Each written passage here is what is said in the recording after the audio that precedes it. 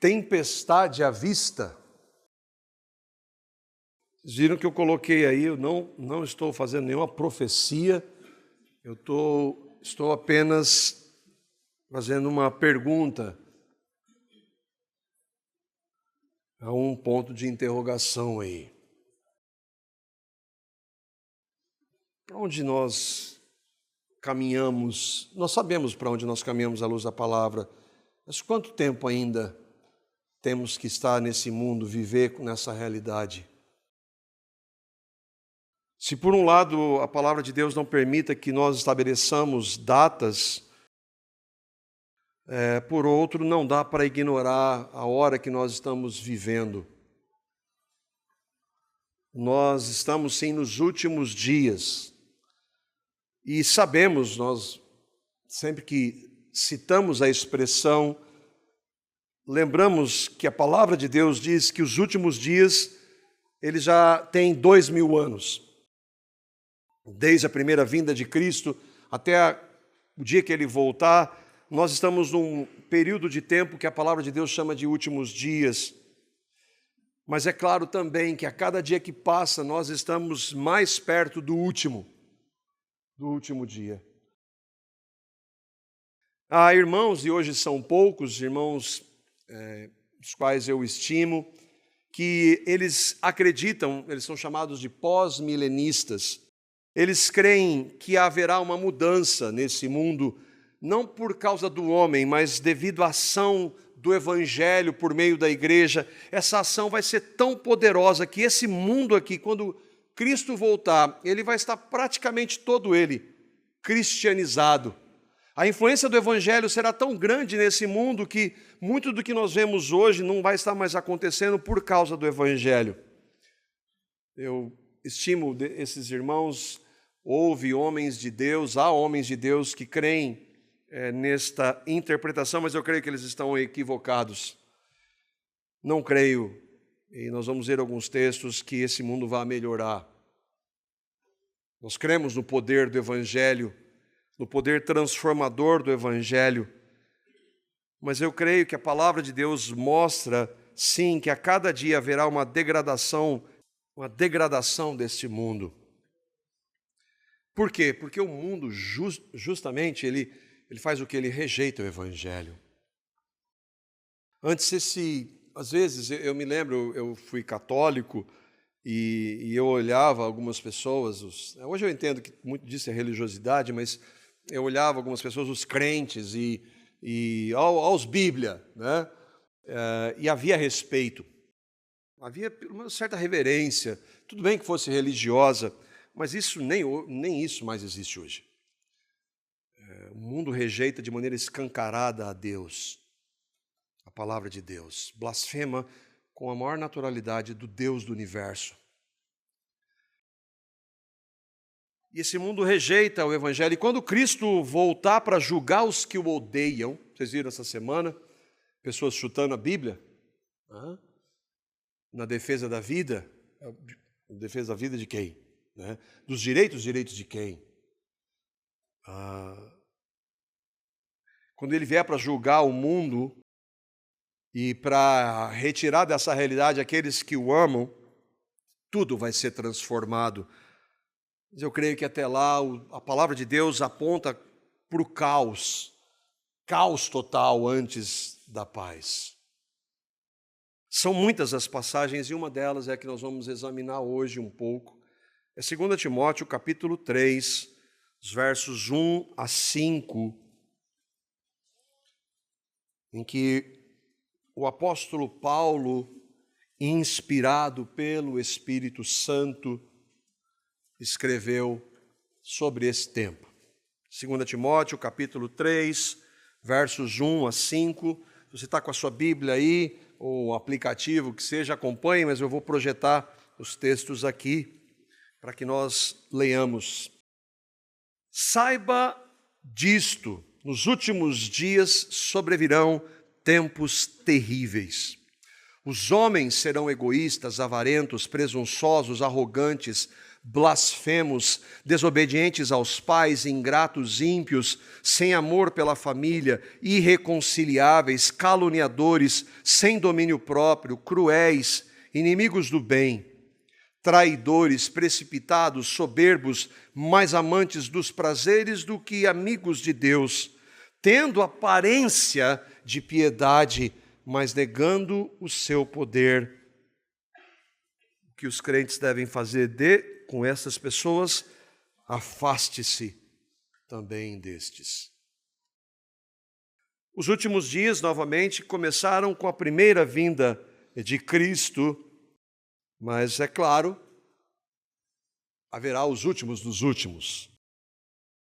E se considerarmos o que o apóstolo Paulo está dizendo aqui, se considerarmos o que o Espírito dirige Pedro para escrever, e se considerarmos o que o Senhor Jesus diz em Mateus capítulo 24, quando ele compara o aumento da malignidade humana com dores de parto, nós temos aqui uma irmã que recentemente até... Cadê a Luquinha?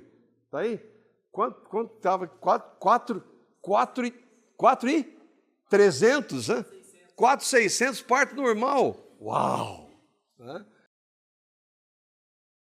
Ele acompanhou lá com um bom marido, com certeza, todo o processo das dores iniciais, que elas são menores, mais esparsas, vão aumentando as dores e diminuindo o espaço. Jesus está falando que o momento da vinda dele seria como as dores de parto.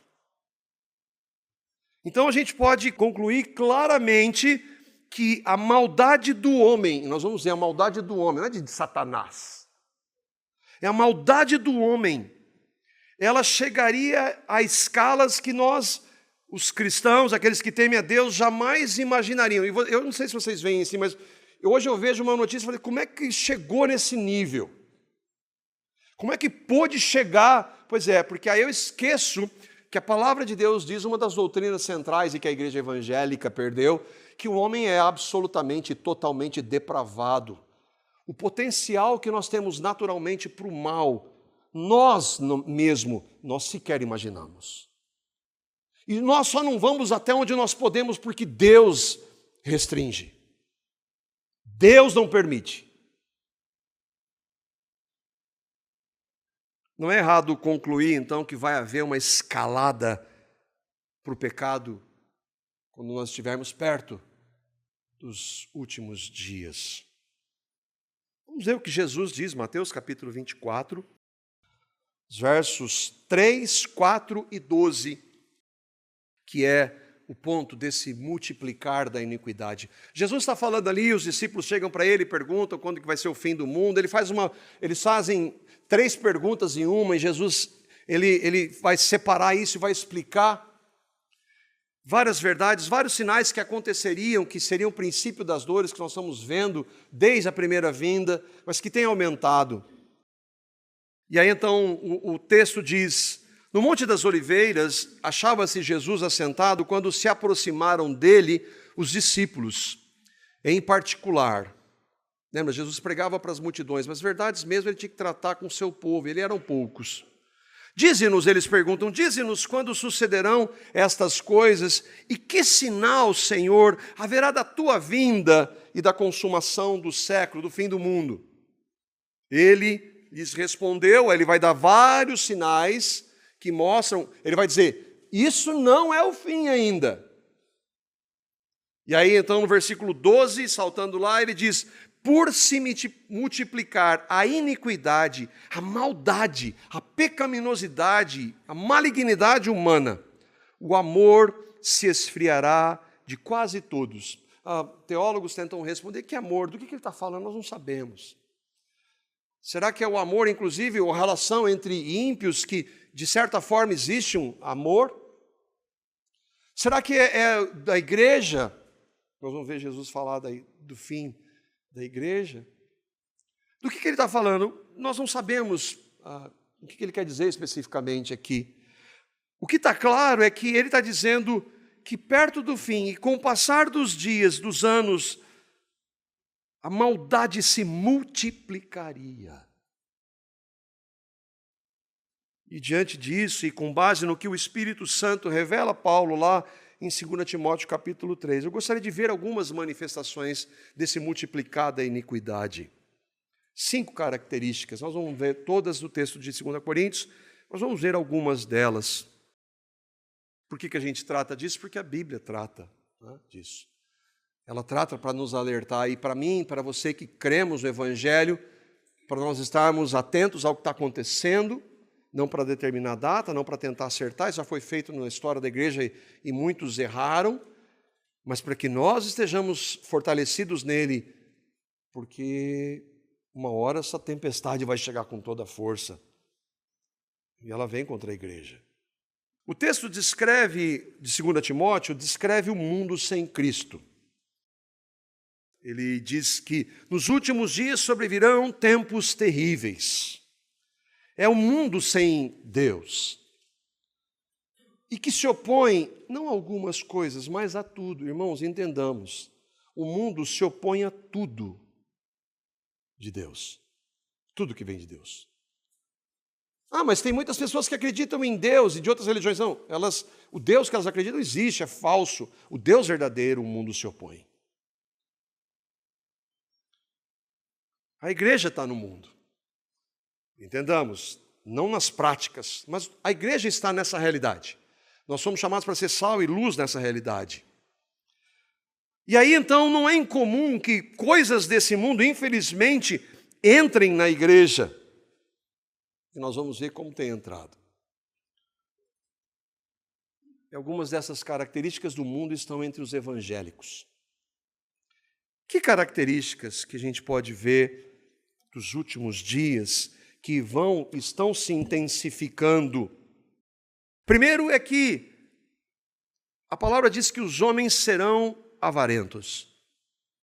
Os homens, não é diabo nem Satanás, os homens.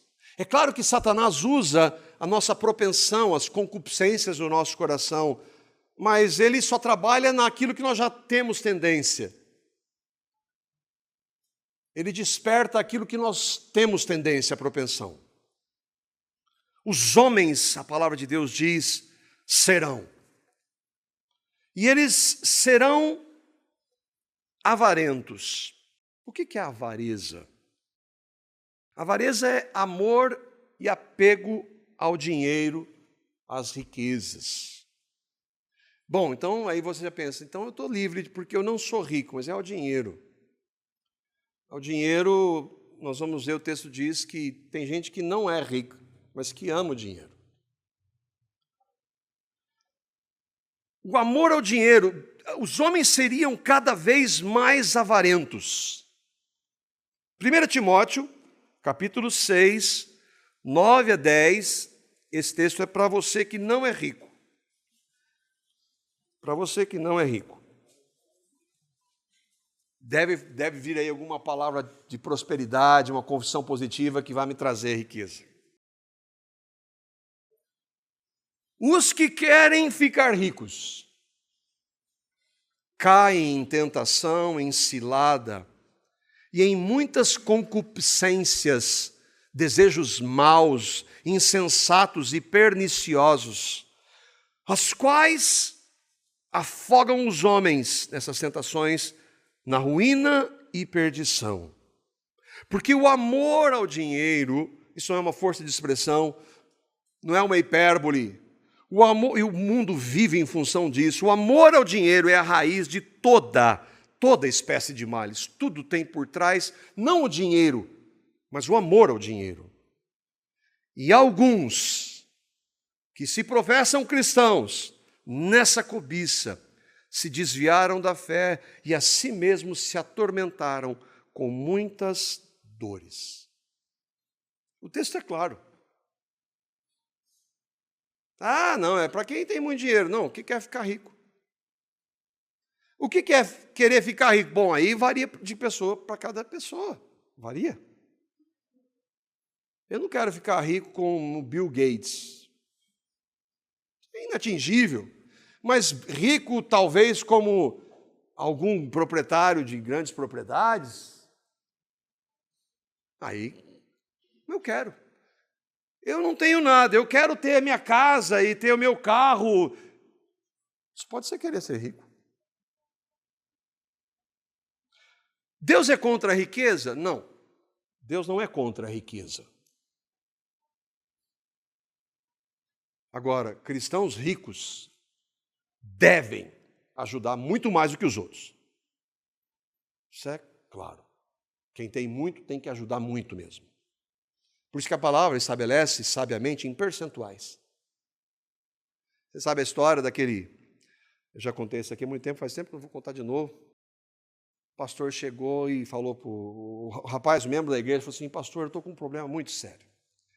O que é, meu filho? Vamos lá, vamos caminhar com você. Eu estou em dificuldade de dar o dízimo. E sabe o que é? Eu ganho muito. Então eu ganho muito, 10% de muito é muito. Ah, meu filho, mas isso está resolvido o problema. Vamos orar. Vamos convocar a igreja, reunir a igreja, vamos orar. Todos, irmãos, aqui, o nosso irmão aqui querido, ele está com um grande problema. Vamos orar por ele? Vamos. Senhor, nós te pedimos, abaixa o salário do nosso irmão. Não! Como, você quer o quê? Você quer o quê? Não é? Nisso ele não queria.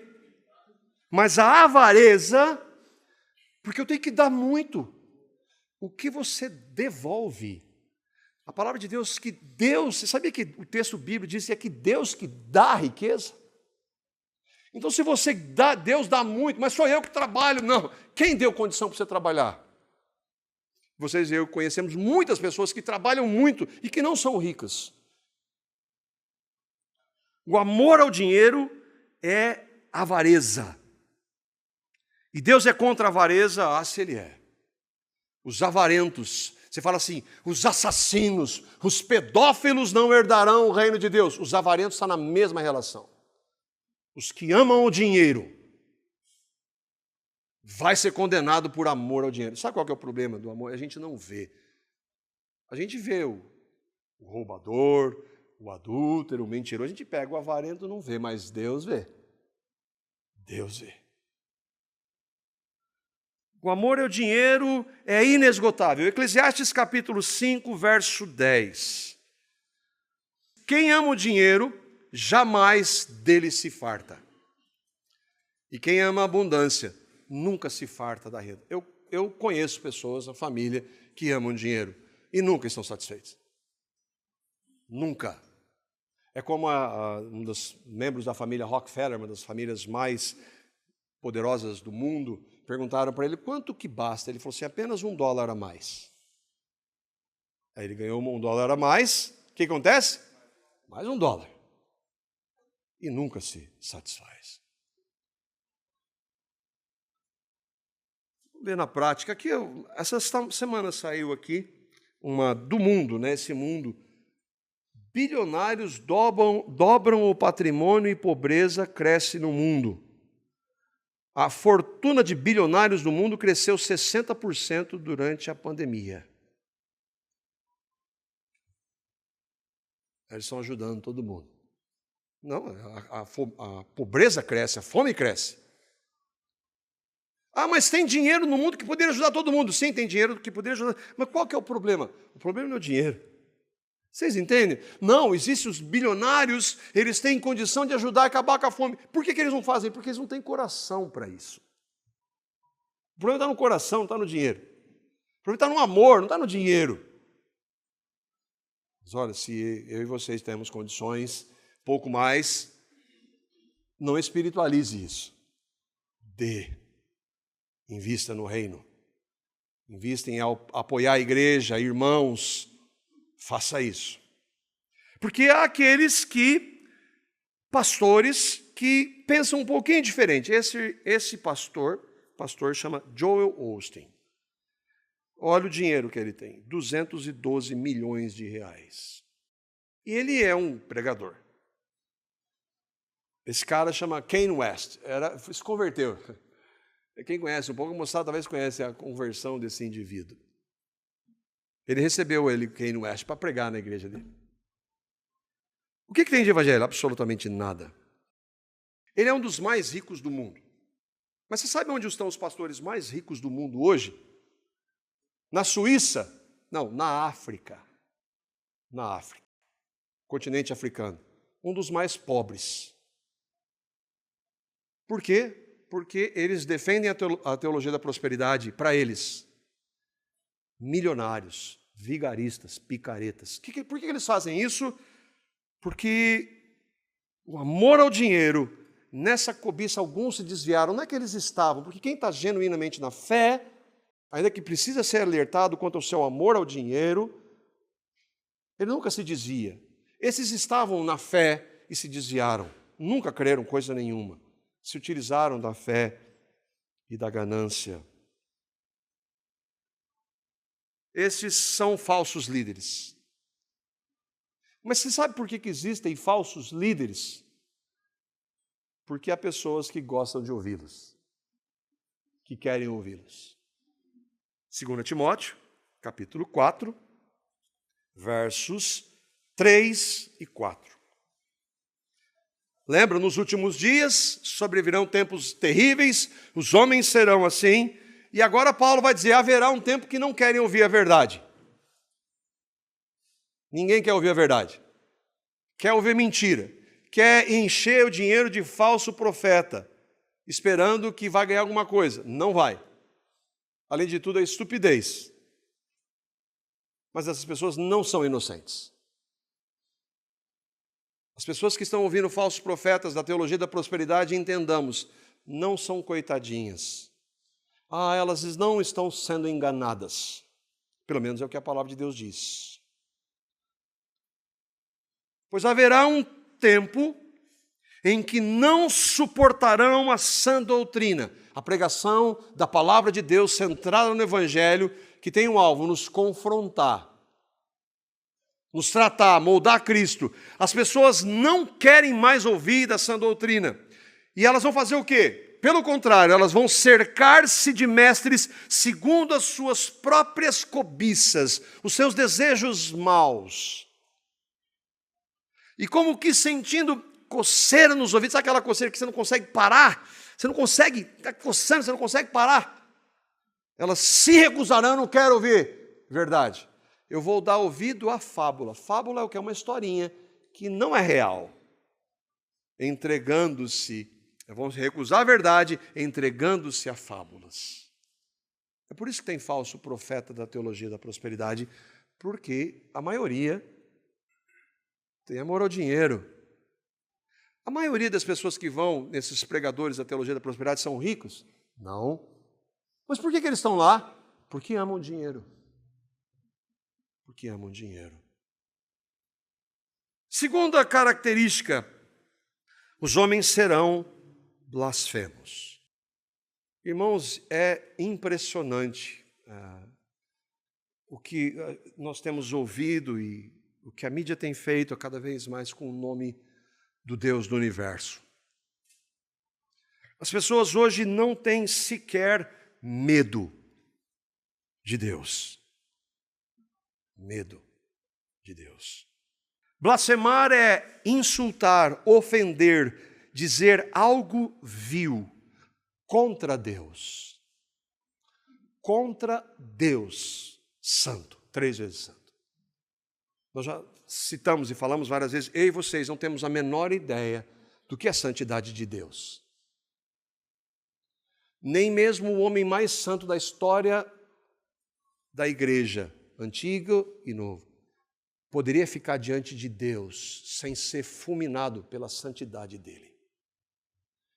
E ímpios falam contra Deus, blasfemam, pastores usam linguagem torpe, vil, cheia de malícia, usando o nome de Deus, usando a palavra, o nome de Jesus, sem sequer tremer.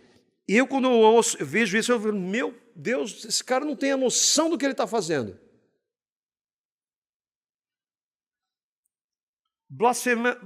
O blasfemar sempre houve, mas é indiscutível que hoje nós estamos vivendo em que todo mundo faz isso, um tempo. Alguns anos, esse é um vídeo, não dá para mostrar, não tem condição nenhuma de mostrar o que está aqui. Isso aqui é na Universidade de Indiana, nos Estados Unidos. E o irmão que está lá chama Douglas Wilson, um pregador do Evangelho. Ele foi criticado recentemente por um outro irmão aí, mas ele é um homem de Deus. E o que aconteceu ali é impressionante. Ele foi lá para falar da liberdade de expressão. Porque todo mundo hoje quer liberdade de expressão. Desde que a sua liberdade não seja falar de Deus, que aí você não tem liberdade nenhuma. Mas todo mundo quer liberdade de expressão. E ele foi falar numa universidade americana. Não dá para ver aí pela foto, são vários jovens, a maioria na faixa dos 20 anos. Irmãos, o que esses jovens dizem, blasfemam contra Deus, contra Cristo, contra a palavra, é impronunciável. Essa menina da foto, ela diz assim, eu acho que Deus é gay. E dá risada. Irmãos, isso é o menor do que aconteceu ali. Blasfemos. Ódio contra a palavra. O chutar a Bíblia, nós vimos lá. Isso aqui é um livro. Mas o que está aqui é Deus falando. Eles não estão chutando o livro. Estava conversando com a irmã essa semana, né, querido? E que ela foi falar da palavra, e aí uma menina lá, adolescente, o que essa mulher veio falar dessa palavra torpe? Veio falar desse livro. Adolescente? Irmão, isso representa a realidade que a gente está vivendo hoje. Os nossos filhos vão viver isso aí hoje. As pessoas não temem Deus.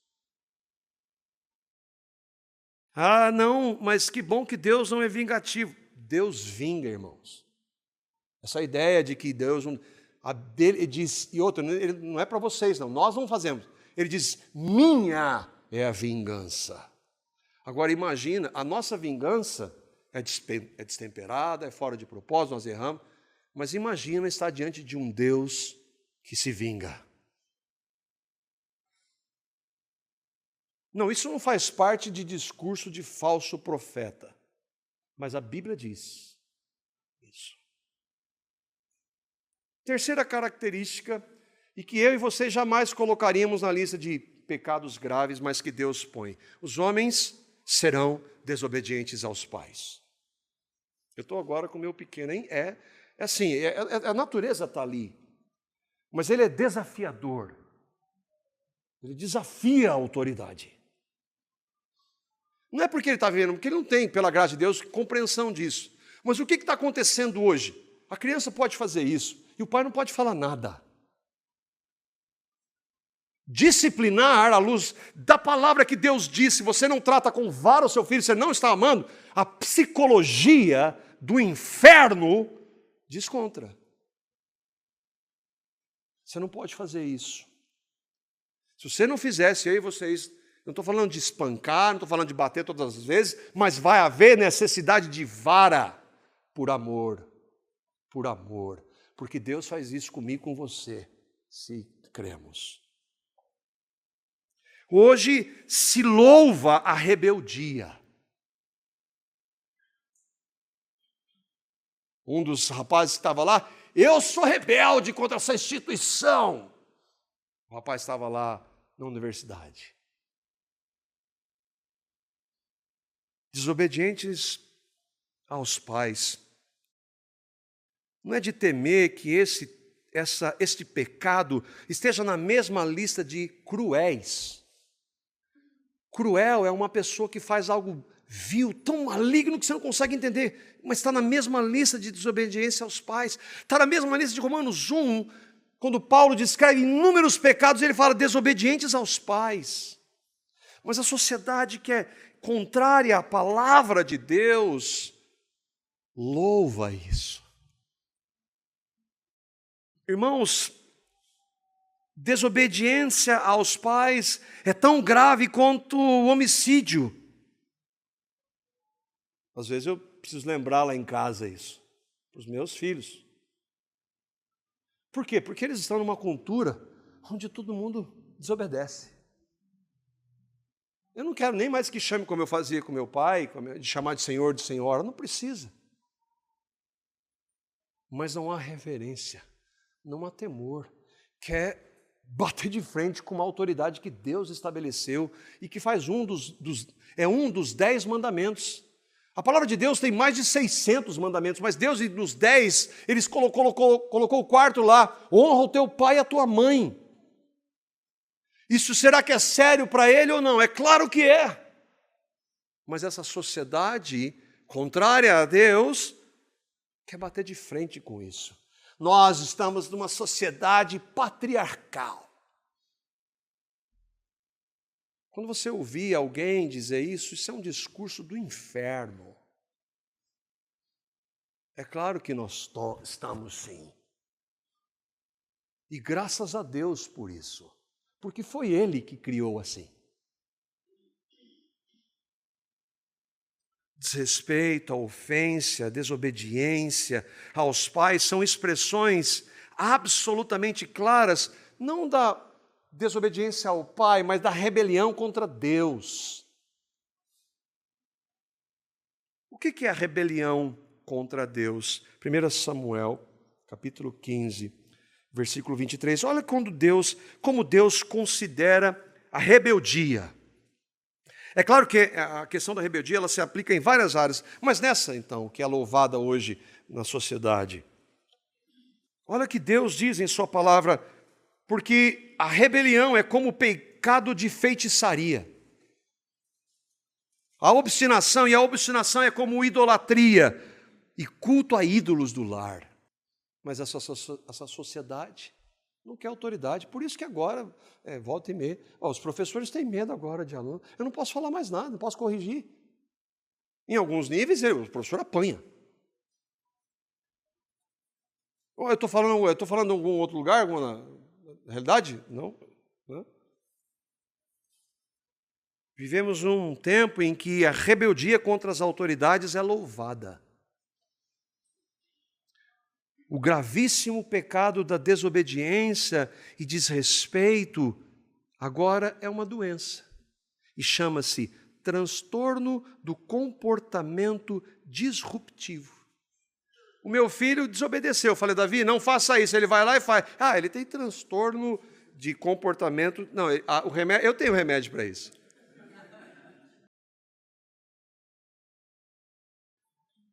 É o meu remédio para isso. E olha que eu sou avô, o pessoal me chama de vô agora, de pai velho, né?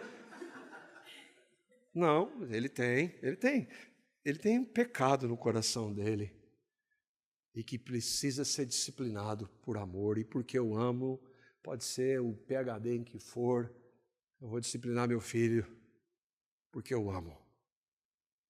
Deus faz isso comigo, louvado seja o Senhor por isso. Então você viu aí, pais de filha. Aliás, já está tendo um monte de transtorno de comportamento disruptivo agora lá nas salas. O homem não é mau. O homem é vítima. Do quê? De tudo. É da sociedade. A sociedade é composta de quem? De homens. Então quem é a culpa? A culpa é de Deus. É de Deus, Hoje, pecado virou doença. Doença você não tem responsabilidade. O irmão John Koopman diz assim: as gerações anteriores não hesitaram em chamar o vício em álcool, drogas ou pornografia de pecado. Até recentemente, na década de 1960, olha só como o negócio é difícil. A maioria, 60 anos, a maioria das pessoas concordava que isso era pecado, essas práticas. Um problema do coração, e não um problema cerebral ou químico. No entanto, hoje há uma tendência a chamar esses vícios de doenças em vez de pecado. Bom, se é pecado, eu estava conversando ontem com o irmão, se não é pecado, por que Cristo veio então? Se tudo é doença, então não tem pecado, o homem não é mau. Mas a Bíblia diz que é. Vocês conseguem ver, irmãos, a tempestade? Quarto característica: os homens serão sem amor pela família, sem domínio próprio, cruéis, traidores, mais amantes dos prazeres do que amigos de Deus. Eu creio que essa fala da falta de amor pela família, e quando nós falamos de família, só existe uma família, um modelo de família. Um homem, uma mulher, casados com filhos. Só existe esse modelo de família. Não existe mais nenhum. Mas hoje você está vendo um monte de coisa aí dizendo novas configurações familiares. O alvo é destruir a família. Eu creio que um dos alvos centrais dos principados e potestades que agem por trás da proposta do feminismo, o feminismo, os que defendem essa proposta, eles não sabem que por trás deles há o diabo e seus minions. Eles estão fazendo uma boa causa. Eles estão querendo destruir a família. O ativismo LGBTYZ. As ciências humanas, que partem do pressuposto de que o homem ou ele é bom em essência ou ele é uma tábula rasa, no fim ele não é responsável por nada. Não, isso é mentira. Os poderosos, a mídia. Os poderosos são quem governam os países. Às vezes agora nós temos um líder cristão. É inacreditável como as pessoas, como irmãos que acreditam nisso. Né? Existe um governo sobre esse mundo que está debaixo do governo soberano de Deus e que Deus permite para mostrar o que nós somos em essência, mas há um governo maligno. Entra um, sai outro, esse governo maligno institui as suas realidades.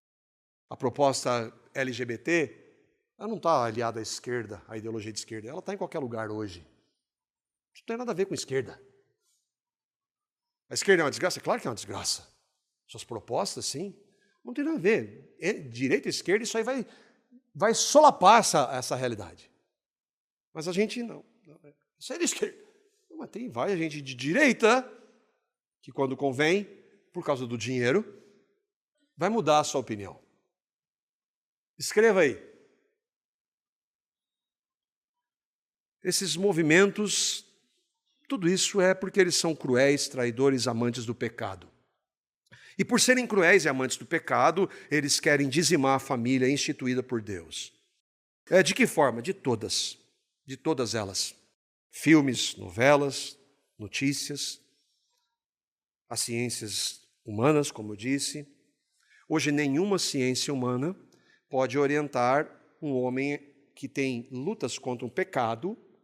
Nada disso faz parte. Estou falando, a ciência humana não pode orientar um homem que ele é homem biologicamente, nunca vai deixar de ser. Se ele tem alguma tendência pecaminosa, homossexual, você não pode orientá-lo a ser o que ele é, homem.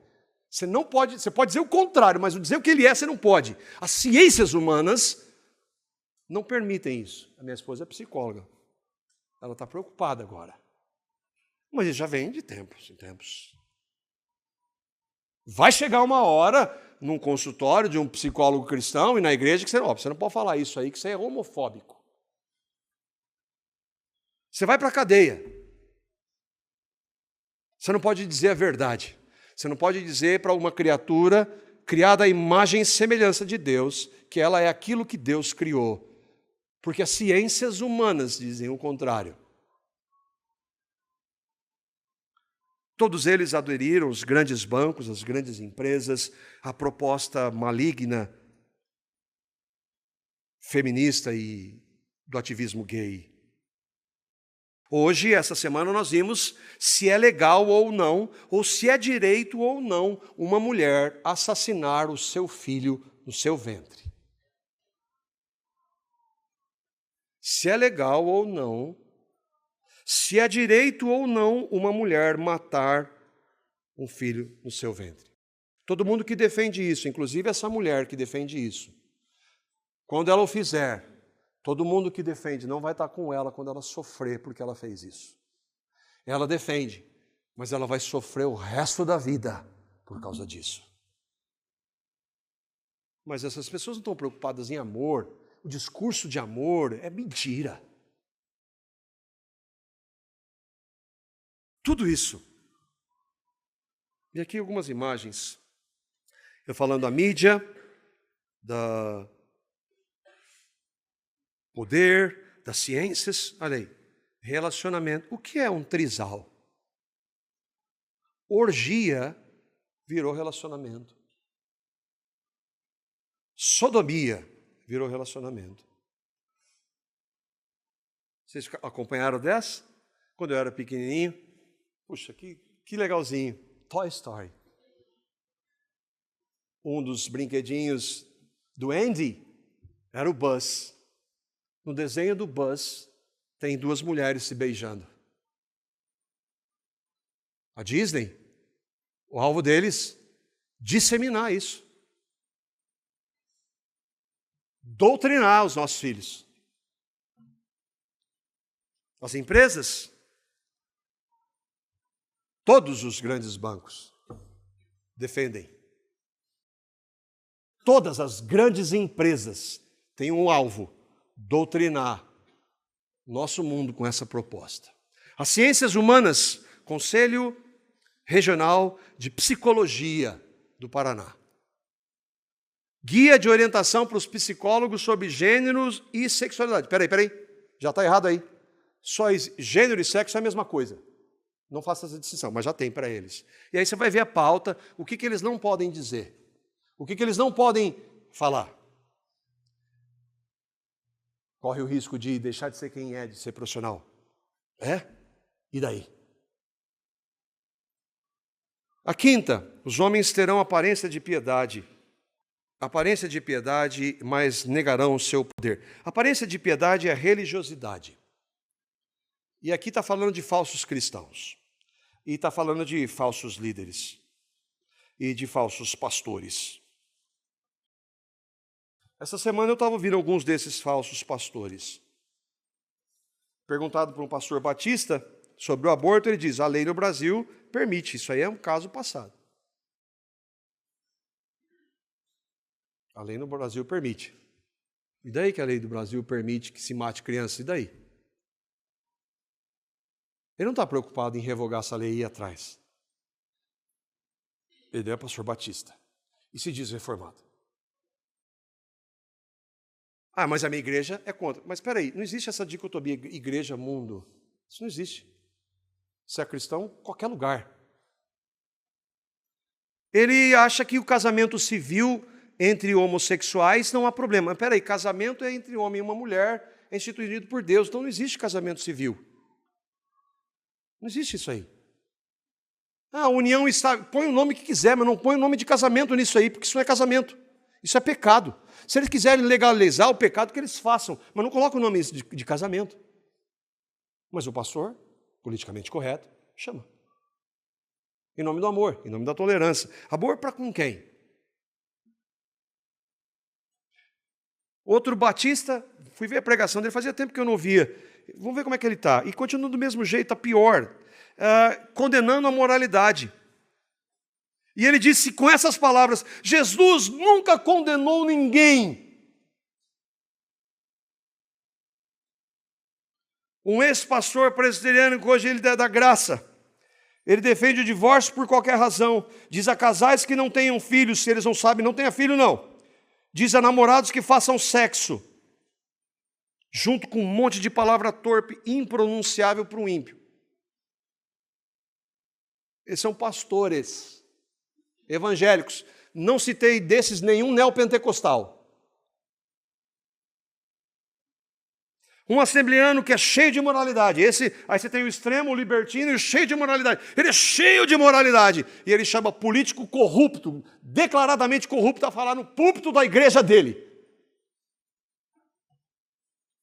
Irmãos, o estado da igreja é desesperador. Da igreja nominal, da igreja de Cristo, ela vence por Cristo. Agora, a sutileza do engano e a astúcia do diabo não podem ser minimizadas. No meio da igreja, há legalistas, conservadores, libertinos, progressistas. E a gente está caminhando isso aí, nesse meio. Ambos trazem verdade misturada com a mentira. Você começa a ouvir, não é possível, ele está falando da verdade, ele está falando da verdade. De repente ele dá uma guinada e aquilo ali não é acidental. Eles são sofistas. Esses homens são inteligentes, eles são carismáticos. Eles são armas do Satanás. Em nome de Jesus. Ímpios travestidos de pastores. E que convencem, que falam muito bem, mas se você não tiver discernimento, e hoje a igreja é praticamente zero de discernimento, infelizmente. Não, mas ele é um evangélico. Ele é evangélico. Ele é pastor batista, presbiteriano. Eu não estou dizendo, irmãos, há homens de Deus que são pastores batistas e presbiterianos. Nós, inclusive, os convidamos para vir aqui estar conosco. Eles são crentes. Tem pastor batista e presbiteriano que nem não é crente. E você vai ouvi-los e eles, com as suas astúcias, eles agem sutilmente. Onde está isso? 2 Pedro, capítulo 2, versos 1 e 2. Pedro não está falando no povo hindu, tá? Ele não está falando no meio dos espíritas, no meio dos hindus, no meio dos muçulmanos. Ele está falando no meio do povo de Deus. Ele diz assim, assim como no meio do povo de Deus, no Antigo Testamento, a igreja do Antigo Testamento, surgiram falsos profetas. No meio do povo de Deus, surgem falsos profetas. Uau! Não, isso é o que a Bíblia diz. Assim também haverá entre vós, na igreja, falsos mestres, os quais eles vão chegar, eu sou do diabo. Não, eles vão chegar introduzindo dissimuladamente heresias destruidoras. Até o ponto, eles vão chegar até o ponto, e todos esses que eu disse aqui, se você perguntar, é só Cristo que salva? Eles vão dizer, não. Não. Todos esses aqui. Depois, se você quiser saber quem é, pode vir aqui que eu falo com eles para você. Até o ponto de renegarem o soberano Senhor que os resgatou. Os resgatou não eles, mas a igreja. Eles vão trazer sobre si mesmos repentina destruição. Muitos seguirão as suas práticas libertinas e por causa, olhem lá, por causa deles será difamado o caminho da verdade. Enquanto eu meditava sobre isso, eu lembrei do Senhor fazendo essa pergunta que é intrigante. Lucas capítulo 18, verso 8. Nós estávamos lá no Rio conversando sobre isso do dia. O que o Senhor Jesus quer dizer aqui? Lucas capítulo 18, verso 8, ele diz assim, quando vier o Filho do Homem, achará porventura fé na terra? Ele não está falando de fés. Fés tem de monte. Hoje, mais de 90%, 95% da população mundial acredita em alguma coisa, tem algum tipo de fé. Ele está falando da genuína fé. Será que quando ele vier, vai haver realmente aqueles que creram em mim? É isso que ele está perguntando. Agora o irmão Matthew Henry comentando, o Filho do Homem virá para vingar os seus próprios eleitos, para pleitear a causa dos cristãos perseguidos. Ele virá em sua providência para defender a causa do seu povo injuriado em todas as épocas. E no grande dia, ele virá finalmente para determinar as controvérsias de Sião. E aí que ele diz, agora, quando ele vier, ele encontrará fé na terra? A pergunta de Jesus, e o Matthew Henry está comentando, a pergunta implica em uma forte negação. Não é assim que nós entendemos o que Jesus disse? Interpretamos? Se ele está colocando em xeque é porque talvez não haja mesmo. A pergunta implica em uma forte negação. Não, ele não vai. Ele mesmo o prevê. Deus encarnado, o Salvador, o prevê. O mundo não crescerá melhor. Não quando estiver se aproximando do seu período. O ruim é e ruim será. E o pior de tudo, poucos antes da vinda de Cristo. Os últimos tempos serão os mais perigosos. Por que eu chamei esse estudo de uma pergunta tempestade à vista? Se você foi realmente convertido a Cristo e possui um mínimo de discernimento, você vai ver. O Felipe falou de cosmovisão. O que é cosmovisão? A visão de mundo. Você tem que olhar para essa realidade e saber, tudo que tem lá fora é contra o Evangelho. Tudo. Não é impar, não tem coisa boa, não existe comunhão entre luz e treva. Nada que o mundo oferece tem algo a colaborar, a completar, a ajudar no Evangelho. É mundo, é contrário. Tem um discurso enganoso, mas é contrário. Então eu e vocês devemos olhar, ver notícias, assistir um filme, ouvir tudo à luz do Evangelho e dizer, isso aqui tem coisa do inimigo por trás. Há principados e potestades por trás dessas realidades. As pessoas que estão ali não sabem, mas há. Agora, assim, não, o que tem? O que tem? Tudo que é ensinado a partir desse mundo, coloque o nome de ciência, coloque um PhD na frente, não vale nada. Se é contra a palavra de Deus. A ideia desse mundo que nós vivemos, o mundo não foi criado por ninguém, tudo é matéria, não tem nenhum propósito. A moral é coisa de religiosos ignorantes, não existe certo e errado. A imagem de Deus, que imagem de Deus? Nós somos frutos da evolução de uma ameba, a imagem de Deus.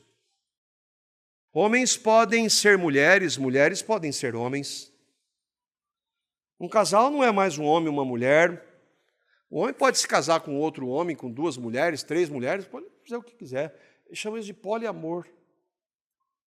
Nem mesmo na igreja, até que a morte os separe, tem mais qualquer valor. Nem mesmo na igreja. Tem que pisar em ovos para falar disso.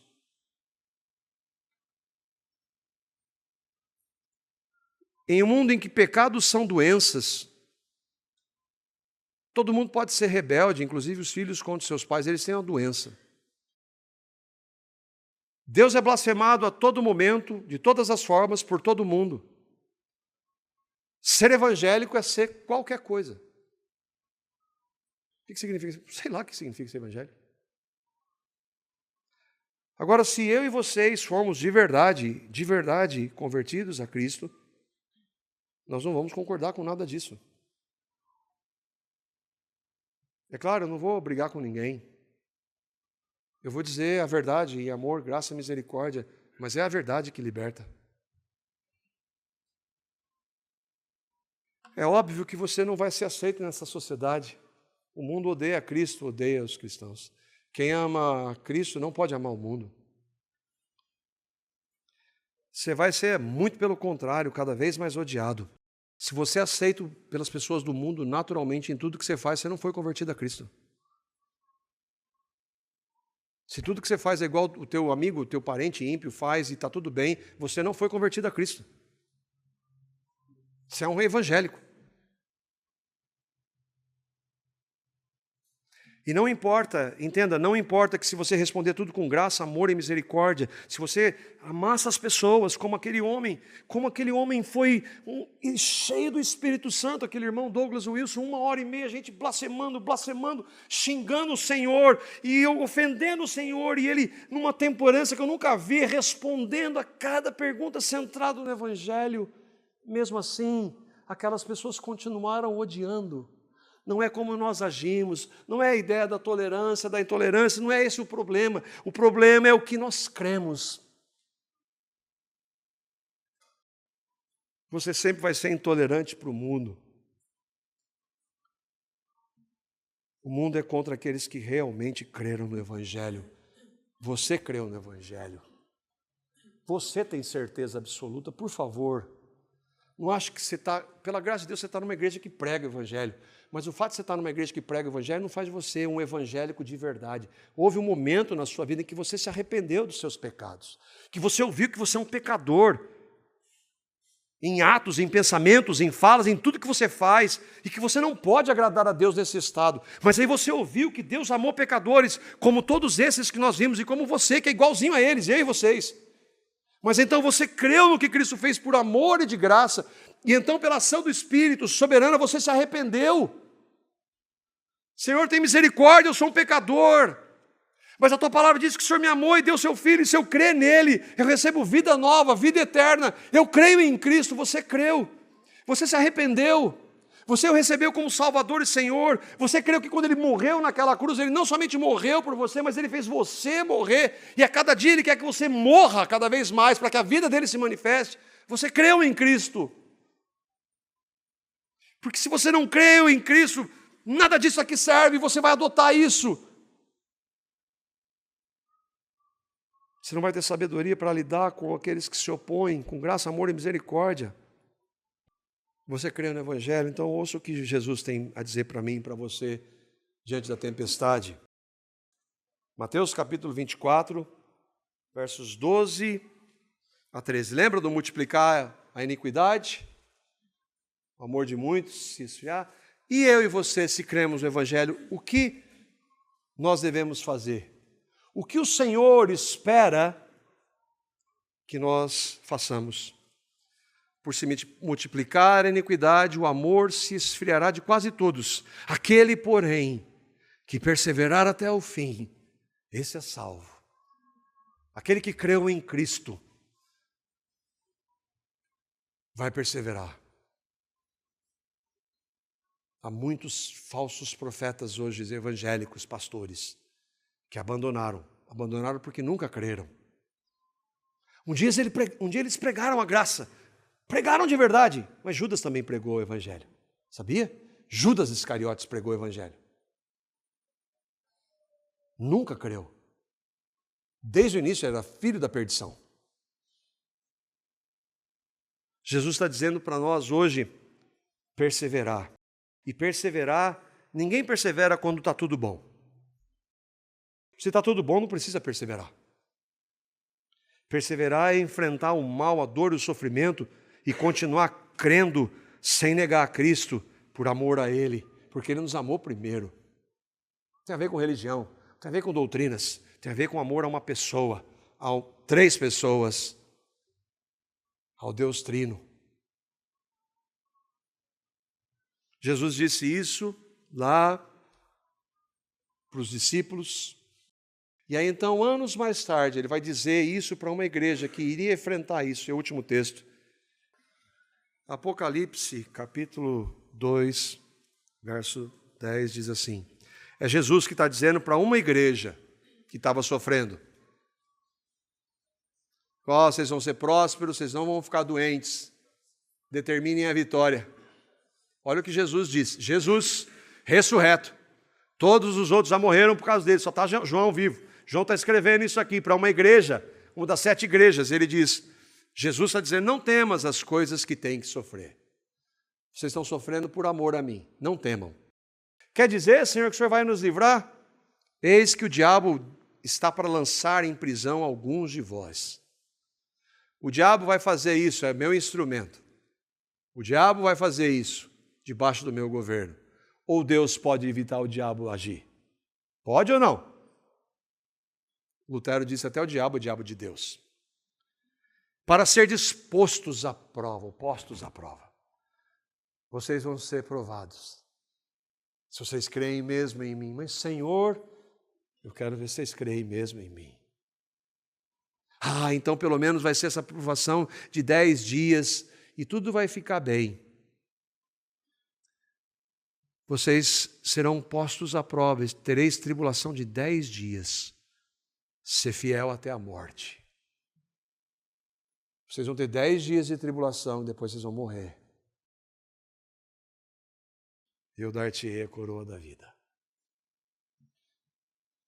O que nós podemos aplicar, irmãos?